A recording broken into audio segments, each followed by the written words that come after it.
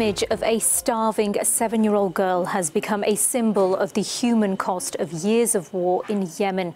Our Cube team spoke to the New York Times journalist who brought Amal Hussein's story to the world's attention.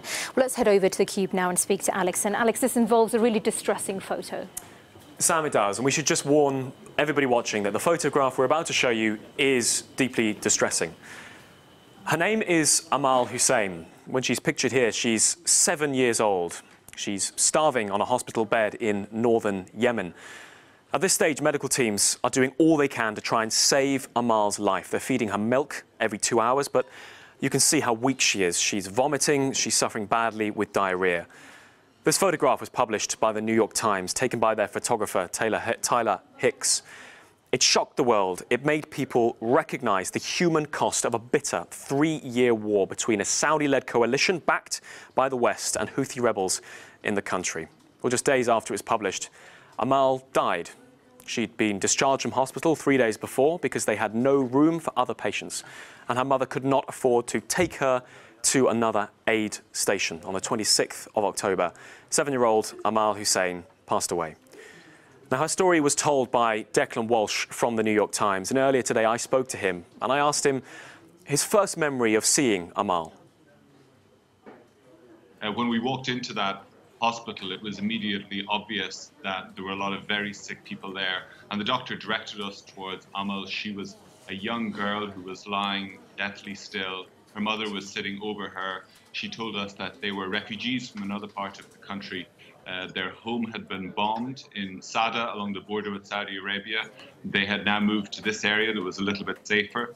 But over this year, it seems the family ran out of an ability to feed itself.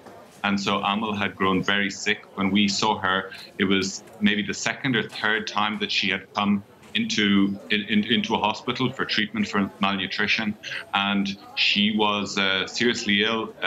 She looked in a terrible state, as you can see from the photographs, with her very thin arms and legs and her ribs showing, and she was suffering not just from malnutrition but also, like many such children, from diarrhea and vomiting as well, which was making her condition worse. Declan, you spent some time there alongside a photographer reporting on the ground, travelling through the country. Tell us a bit about what that was like and what you saw.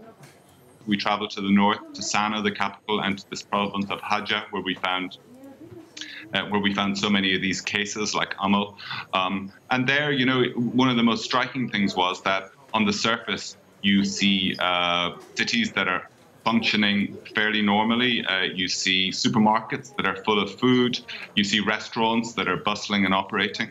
But then you also realize that maybe 2 or 3 streets away from those supermarkets or those bazaars, you find hospitals with dying children. And that's simply because this is not a crisis that is about a shortage of food.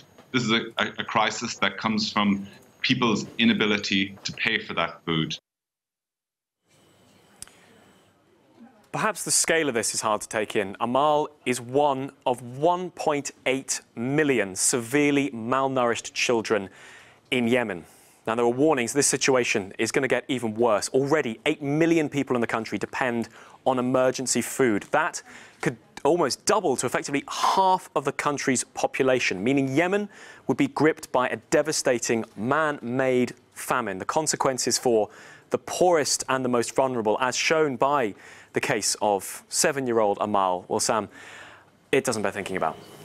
No, indeed not. A devastating situation there. Alex, thanks very much indeed.